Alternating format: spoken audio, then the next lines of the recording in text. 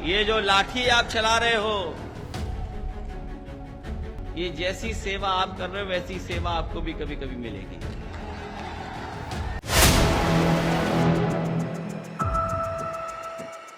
नमस्कार, 4 PM पर आप सभी का स्वागत है। उत्तर प्रदेश की 9 विधानसभा सीटों पर उपचुनाव है। 20 नवंबर को उपचुनाव होना है, लेकिन उपचुनाव से पहले बीजेपी के लिए मुसीबत खड़ी हो गई है। पहले 69,000 शिक्षक भर्ती में आरक्षण घोटाले को लेकर बीजेपी घिरी हुई थी।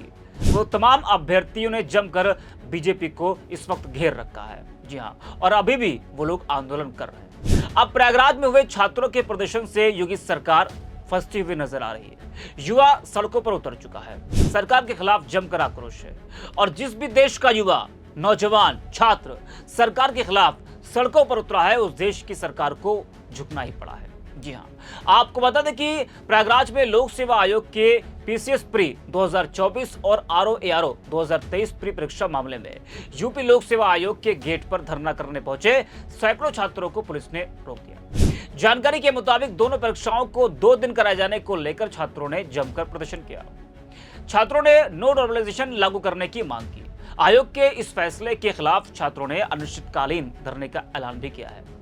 छात्रों की मांग है कि एक दिन एक शिफ्ट और नो नॉर्मलाइजेशन के तहत दोनों परीक्षाएं ली जाए।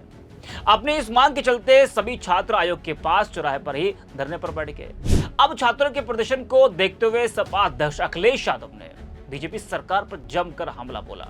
वैसे तो विपक्ष के नेता लगातार, जब से ये प्रदर्शन शुरू हुआ है उसके बाद से लगातार विपक्ष के कई नेता इस बहाने बीजेपी सरकार को घेर रहे हैं। तो अखिलेश यादव कहां पीछे हटने वाले। अखिलेश यादव को, विपक्षी दलों को एक बड़ा मौका मिल गया बीजेपी सरकार पर हमला बोलने का। आपको बता दें कि प्रयागराज में छात्रों के प्रदर्शन पर अखिलेश यादव का बड़ा बयान सामने आया है। अखिलेश यादव ने कहा कि ये जो लाठी चला रहे हो, जैसी सेवा कर रहे हो वैसी सेवा आपको भी कभी मिलेगी। नौजवान छात्र जो मांग लेकर गए उन्हें लाठी मारी गई, दबाया गया। इनके पास अब अधिकारियों के अलावा कोई नहीं बचा है।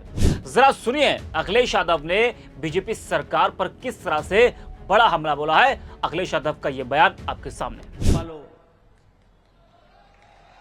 ये जो लाठी आप चला रहे हो,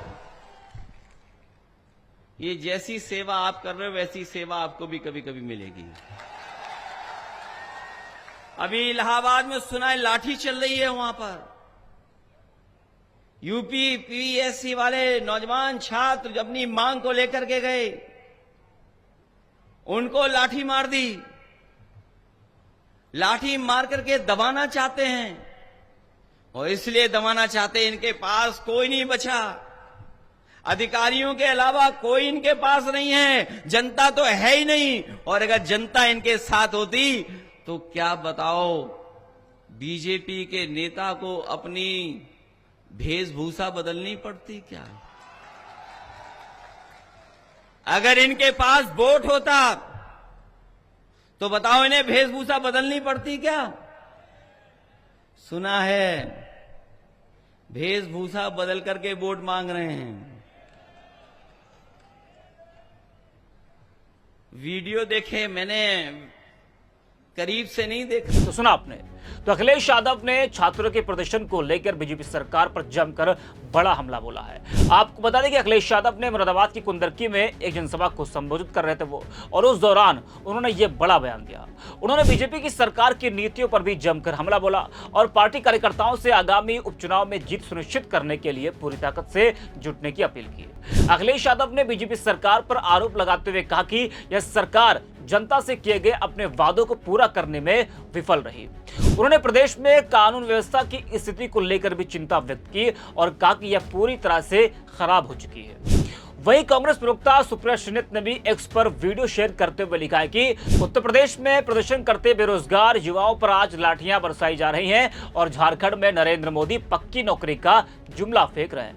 मतलब हिपोक्रेसी की भी सीमा होती है। छात्रों के प्रदर्शन ने बीजेपी को टेंशन में डाल दिया है, क्योंकि लोकसभा चुनाव में देखा गया था कि 69,000 शिक्षक भर्ती के अभ्यर्थियों ने बीजेपी का विरोध किया था और लोकसभा चुनाव में बीजेपी को कुछ सीटों पर बड़ा नुकसान भी उठाना पड़ा था। उसी तरह उपचुनाव से कुछ दिन पहले प्रयागराज में हुए छात्रों के प्रदर्शन ने बीजेपी को बड़ा झटका दिया है और कहीं यह प्रदर्शन उपचुनाव में बीजेपी को लेना डूबे बीजेपी एक तरफ दावा तो कर रही है कि वो सभी 9 सीटों पर जीत दर्ज करेगी, लेकिन जिस तरीके से जो आज उत्तर प्रदेश का जो नौजवान है, छात्र है, युवा है, वो सड़कों पर बीजेपी सरकार के खिलाफ उतरा है, तो उसको लेकर अब बीजेपी को बड़ा डर सताने लगा है। जी हाँ, क्योंकि लोकसभा चुनाव में जो तमाम शिक्षक अभ्यर्थी थे, जिन आरक्षण घोटाले को लेकर जो तमाम अभ्यर्थियों ने जो आरोप लगाया है, और आरक्षण घोटाले के जो अभ्यर्थी हैं वो अपनी नियुक्ति के लिए आज भी मांग कर रहे हैं, तो उन लोगों ने लोकसभा चुनाव में जमकर बीजेपी का विरोध किया था और कई सीटों पर, पूर्वांचल की कई सीटों पर बीजेपी को बड़ा नुकसान भी उठाना पड़ा था। तो वैसे ही उपचुनाव से पहले छात्रों का जो आंदोलन बीजेपी के लिए बड़ी मुसीबत खड़ा कर रहा है। इस वीडियो में इतना ही। आप देखते रहिए 4 PM।